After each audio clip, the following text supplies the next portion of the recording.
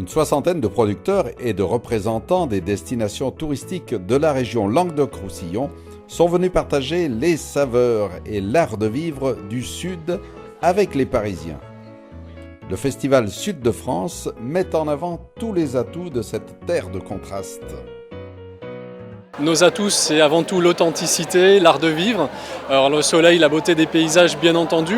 C'est une région qui a aussi une extrême richesse de patrimoine historique. Il y a 6 sites classés à l'UNESCO. On trouve aussi le patrimoine dans une multitude de villages, de petits villages où vous pouvez simplement vous asseoir sur une terrasse, déguster un verre de muscat à l'ombre d'un olivier, juste écouter les conversations des gens autour de vous et vous allez ressentir vraiment l'art de vivre du sud de la France. Il y a une très très grande variété d'hébergements à tous les niveaux de gamme, que ce soit chez l'habitant, en chambre d'hôte ou en gîte, une multitude de petits gîtes de charme, beaucoup de petits hôtels de charme également, et puis bien sûr sur le littoral, des campings très haut de gamme.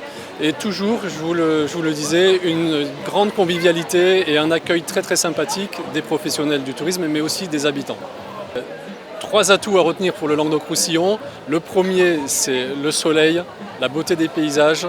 Il y a aussi la diversité. Vous pouvez tout visiter en très très peu de temps. La région n'est pas très grande. Quand vous faites un séjour, par exemple au Cap d'Agde, vous êtes en moins d'1 heure à Carcassonne ou dans les gorges du Tarn.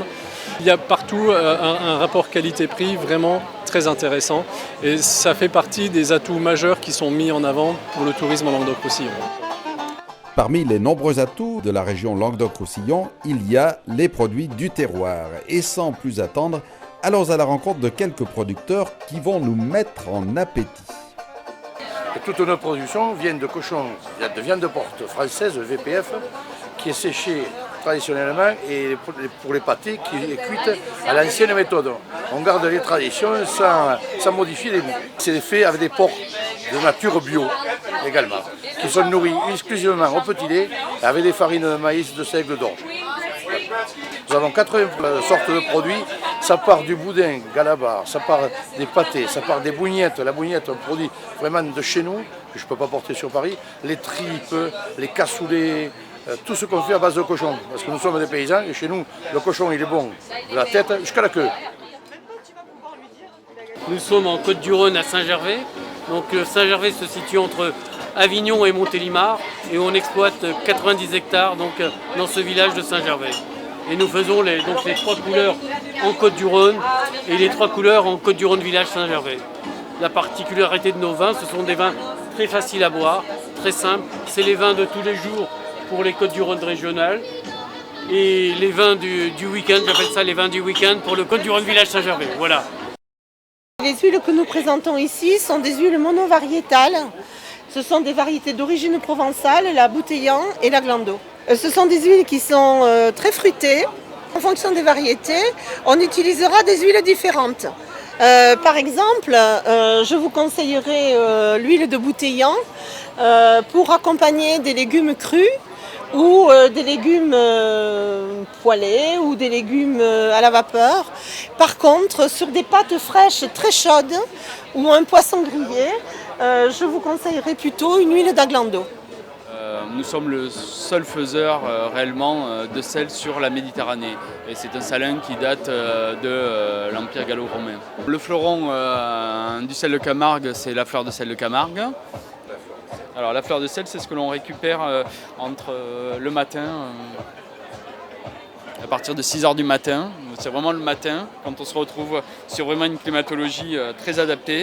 Et on a un produit qui se met en surface des marais salants. Donc sur ces marais salants, sur les tables salantes, on a ce produit-là, on dirait vraiment des cristaux de neige.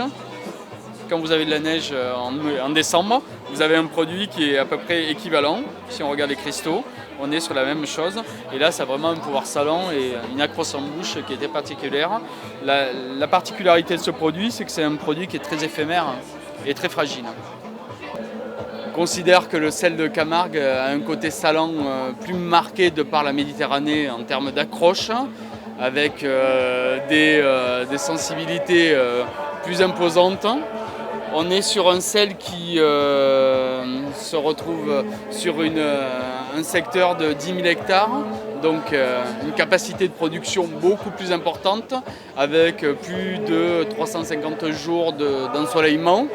Après, nous faisons du sel gros, du sel fin, du sel brut, qui est le nouveau produit qui a été élu produit de l'année en 2012, qui est un produit beaucoup plus gros avec un côté croquant, c'est le plus gros sel du marché. Et nous avons des sels aromatisés sur la gamme épicerie fine avec on appelle ça de piment, farigoulette et senteur. C'est des produits qui sont très développés aujourd'hui et qui ont un réel écho au niveau de la clientèle. Aujourd'hui, nous, on est sur le bassin de Thau, on a 50 tables d'élevage. C'est beaucoup, hein. On a juste 10 tables à peine qui sont consacrées à l'huître tarbes-oreillèche. Alors, les huîtres tarbes-oreillèches, leur spécificité, c'est qu'on les sort de l'eau au rythme des marées. Il n'y a pas de marée en Méditerranée. Donc, pour les sortir de l'eau, il a fallu imaginer un procédé innovant, un procédé mécanique.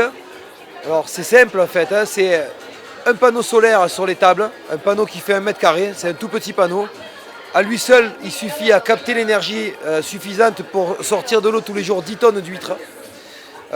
Et donc, par un effet de rotation, de moteur et un effet mécanique, on arrive comme ça à mettre à l'air libre pendant plusieurs heures les huîtres. Et elles vont faire des réserves, elles vont souffrir, elles vont être sorties de l'eau, remises dans l'eau. Pendant 3 ans, je les mets, je les sors, je les mets, je les sors. Et elles vont... on va dire faire du muscle, elles vont se renforcer et on arrive à des caractéristiques de chair et des caractéristiques de coquille qui en font une huître qui a des traits de caractère, des huîtres qui ont souffert, des huîtres charnues, des huîtres dures. Et du coup on se retrouve dans la catégorie des huîtres haut de gamme.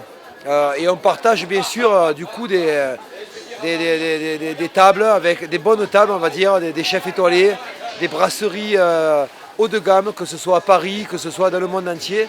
Et on arrive à concurrencer des belles huîtres qui ont été élevées dans des conditions difficiles sur la côte atlantique.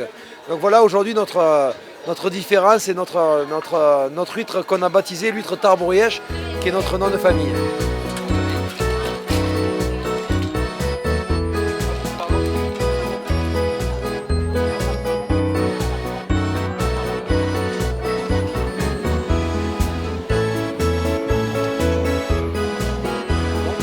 C'est super.